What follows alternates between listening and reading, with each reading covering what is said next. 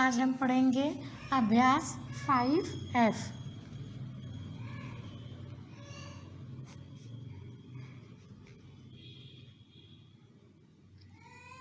देखिए बच्चों, कुछ बच्चों की किताब में ये अभ्यास 5F है और कुछ बच्चों की बुक में ये 5E है, तो उसमें कंफ्यूज मत होइएगा।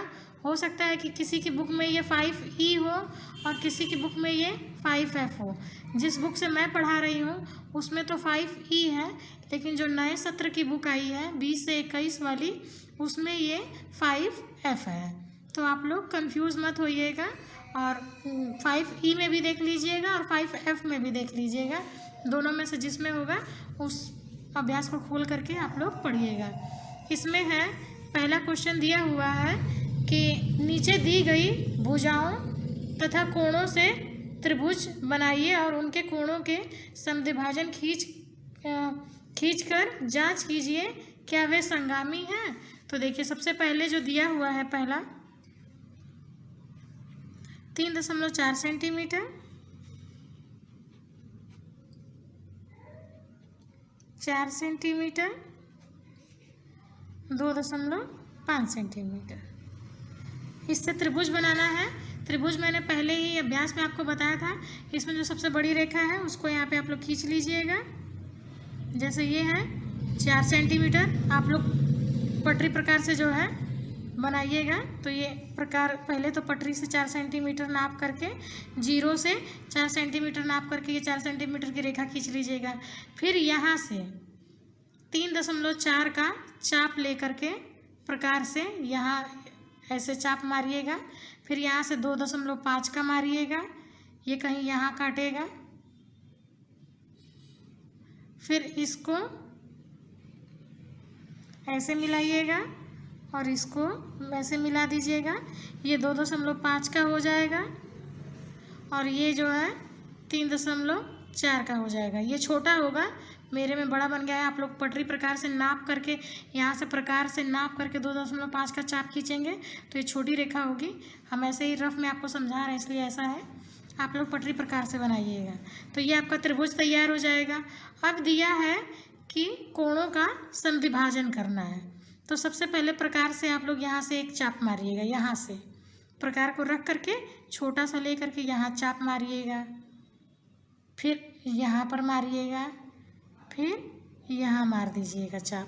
प्रकार से ऐसे घुमा करके इसको मार दीजिएगा।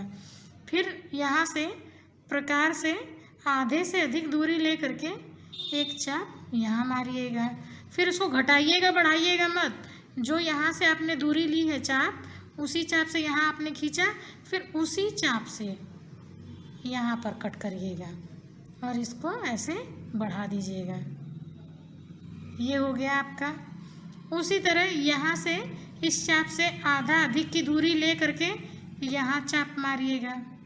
फिर उस चाप को घटाइएगा, बढ़ाइएगा नहीं, बिल्कुल जैसे था वैसे ही यहाँ से चाप मार दीजिएगा। ये मार देंगे आप तो ये हो जाएगा आपका इस कोण का। ये है, बी है, ये सी है। अब सी को करना है, सी में भी उसी तरह करेंगे। यहाँ से प्रकार यहाँ रख करके आधे से अधिक दूरी ले करके यहाँ पर चाप मारेंगे। उसी चाप से, उसको घटाना बढ़ाना नहीं है, उसी चाप से यहाँ पर मारेंगे, ये यहाँ कटेगा। फिर ये इसको ऐसे मिलाएंगे आप, ये यहाँ से एक ही बिंदु से तीनों रेखाएं होकर जाएंगी। तो ये हमारा होगा संगामी बिंदु, यानी कि हमारा त्रिभुज सही बना है जो उसमें दिया है। अगर ये इधर उधर जाता है तो इसका मतलब आपने चित्र को गलत बनाया है। फिर आप दोबारा बनाइएगा, कोशिश करिएगा कि तीनों रेखाएं एक ही बिंदु से होकर के जाएं, तब वो क्या होगा, आपका जो त्रिभुज होगा वो संगामी होगा। और इसको क्या कहते हैं, ये हमारा होगा अंतः केंद्र। ये जो होगा, जब कोणों का अर्धक करते हैं तो वो जो हमारा है उसको क्या कहेंगे, अंतः केंद्र। ठीक है। जब हम लोग भुजाओं का अर्धक करते हैं तो परिकेंद्र होता है, और जब कोणों का अर्धक करेंगे तो हमारा क्या होगा, अंतः केंद्र। अब इसी तरह देखिए दूसरा क्वेश्चन, इसमें दिया है 120 अंश का दिया हुआ है। तो सबसे पहले आप क्या करेंगे, देखिए इसमें दिया है 4.6 सेंटीमीटर। हम रफली बना रहे हैं, आप लोग पटरी प्रकार से ही बनाइएगा। ये हो गया, तथा बीच का कोण 120 अंश का है। तो सबसे पहले आप यहाँ पर 4.6 सेंटीमीटर की रेखा खींचेंगे। ये हमने 4.6 सेंटीमीटर की रेखा खींच दी। और अब यहाँ से ऐसे करके एक चाप मारेंगे और उसी चाप से, जिस चाप से इसको बनाएंगे, जिस गोला प्रकार में जो दूरी ले करके, उसी से यहाँ से एक चाप यहाँ मारेंगे, फिर यहाँ से उसी चाप से यहाँ एक मारेंगे। ये 60 अंश का बनेगा, ये 120 अंश का बनेगा। फिर इसको ऐसे खींच देंगे। ये हमारा 120 अंश का कोण हो गया। अब बच्चों यहाँ से जो है 3.5 प्रकार और पटरी को रख करके प्रकार से दूरी ले लेंगे। 3.5 का चाप इस पे मार देंगे और फिर इसको ऐसे मिला देंगे। ये हमारा ए हो गया, बी हो गया, सी हो गया। ये 3.5 सेंटीमीटर की रेखा होगी। यहाँ से हम 3.5 का चाप मारेंगे और दोनों के बीच की कोण 120 अंश हो गया। और इसको ऐसे ही यहाँ से जहाँ चाप मारेंगे वहीं से इसको मिला देंगे। हमारा त्रिभुज तैयार हो गया। अब फिर बाकी सारा काम आपको यही वाला करना है।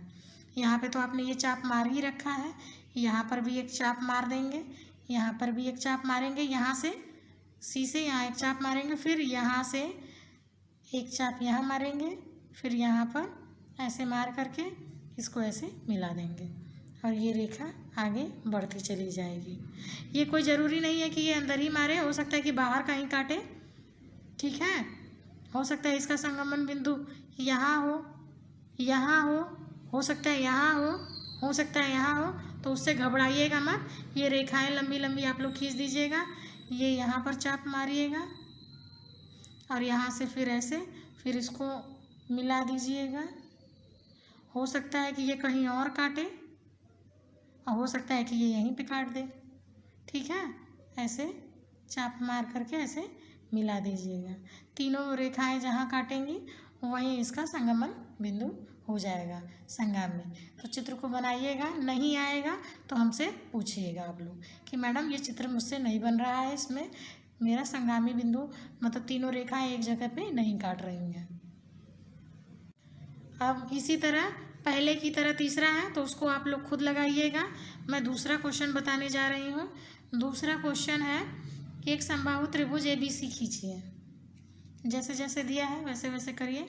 यहाँ पर मान लीजिए कि एक आपने 5 सेंटीमीटर का लाइन खींच दिया AB। अब समबाहु त्रिभुज है, तीनों भुजाएं बराबर होंगी। तो यहाँ से आप एक 5 सेंटीमीटर का चाप ले लीजिए। गोला प्रकार से नाप कर, पटरी से नाप करके 5 सेंटीमीटर यहाँ पर एक चाप मार दीजिए। जैसे आपने यहाँ एक चाप मार दिया, उसी चाप से, उसको घटाना बढ़ाना नहीं है, उसी चाप से एक यहाँ पे चाप मार दीजिए। तो ये भी 5 सेंटीमीटर का हो गया। फिर इसको यहाँ से मिला दीजिए। ये हमारा त्रिभुज तैयार हो गया। इसको नाप लीजिएगा कि सही है कि नहीं है। प्रकार पटरी से इसको नाप लीजिएगा। तीनों भुजाएं 5 सेंटीमीटर की हो गई, समबाहु त्रिभुज बन गया। अब इसमें क्या करना है कि इसमें जो है परिकेंद्र, लंब केंद्र, केंद्रक और अंतः केंद्र जो है आपको करना है। तो सबसे पहले देखिए हम ये अंतः केंद्र पढ़ रहे हैं ना, तो हम अंतः केंद्र निकालेंगे। यहाँ पे चाप मारेंगे, यहाँ चाप मारेंगे, यहाँ चाप मारेंगे, फिर यहाँ से आधे अधिक से दूरी ले करके यहाँ पर मार दिया, यहाँ मार दिया और फिर इसको मिला दिया। इसी तरह इधर भी करेंगे। यहाँ से चाप मारा, फिर यहाँ से चाप मारा, इसको घटाएंगे बढ़ाएंगे नहीं और चाप मार देंगे। ये हो गया। अब यहाँ से एक यहाँ चाप मारा, एक यहाँ से इधर मार दिया, यहाँ से इधर मार दिया और फिर इसको मिला दिया। ये हो गया हमारा I या OG, जो भी मान लीजिए। देखिए हमने आपको पहले जो है परिकेंद्र का भी बना के बता दिया है, लंब केंद्र भी निकालना बता दिया है, केंद्रक भी बता दिया है, या अंतः केंद्र भी। सब इसमें आपको सब कुछ अलग अलग निकाल करके नहीं दिखाना है। आप सीधे एक लाइन लिख दीजिएगा,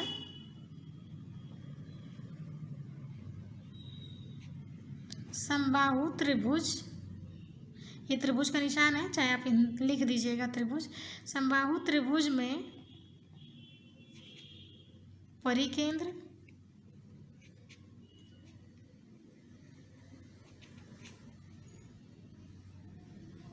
लंब केंद्र, केंद्रक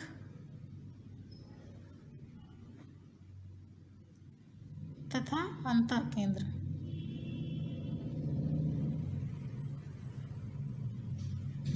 संपाती होते हैं।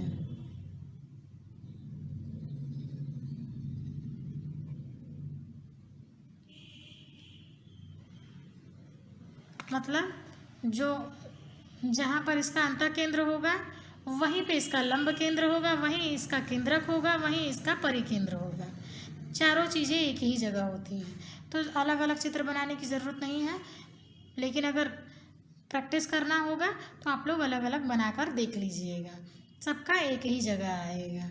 ये लाइन आप इस सवाल में लिख देंगे तो आपका हो जाएगा। कभी परीक्षा में या बोर्ड परीक्षा में इस तरह का सवाल आए तो आप लोग ये लिख देंगे, कोई भी एक चीज़, परिकेंद्र निकाल करके ये सब लिख दीजिएगा, लंब केंद्र निकाल करके ये लिख देंगे, तो आपको बाकी चीज़ें निकालने की ज़रूरत नहीं पड़ेगी। आया समझ में? तो आप लोग प्रैक्टिस के लिए बाकी सारी चीज़ें भी अलग अलग निकाल लीजिएगा, लेकिन इसको ऐसे बना करके लिख देंगे तो भी आपका सही है।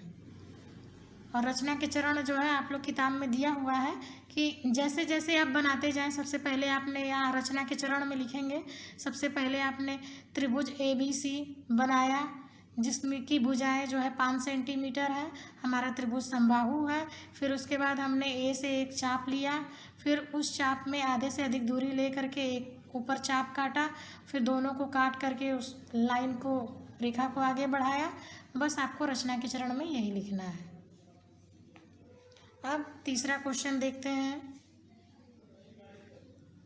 तीसरा क्वेश्चन है, चित्र दिया हुआ है एक, आप लोग अपनी कॉपी में बना लीजिएगा।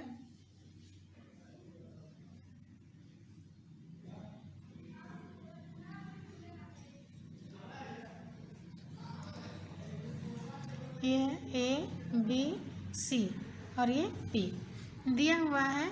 इसमें AB और AC बराबर है और कोण AP जो है वो कोण A का अर्धक है, यानी ये बराबर है। रेखाखंड AP BC पर लंबार्धक है। आप लोग चांदा यहाँ रख करके नाप लीजिएगा कि ये 90 अंश है कि नहीं है। ये 90 अंश है। अब है या नहीं, तो ये यहाँ पर आप लोग रख के नापिएगा कि ये 90 अंश है कि नहीं है। चित्र खींचकर और नाप कर बताइए। तो इस चित्र को पहले खींचिएगा, फिर इसको नाप के देखिएगा कि ये 90 अंश है या नहीं है। तो कोण चांदा रख करके तो हमने आपको बताया ही है पिछले वीडियो में कि चांदा रख करके उसका जो बीच वाला बिंदु होता है उसको यहाँ रखेंगे और फिर देखेंगे कि ये जो रेखा है ये हमारी 90 अंश है या नहीं। और इसमें कुछ नहीं करना है, बस इस चित्र को बनाइएगा और नाप करके देख लीजिएगा बस कि 90 अंश है या नहीं है। आपको उत्तर में बस लिखना है हाँ है, और नहीं है तो नहीं है। हो गया? तो आप लोग 5F को लगाइएगा। जहाँ आपको ना समझ में आए आप हमसे पूछिएगा।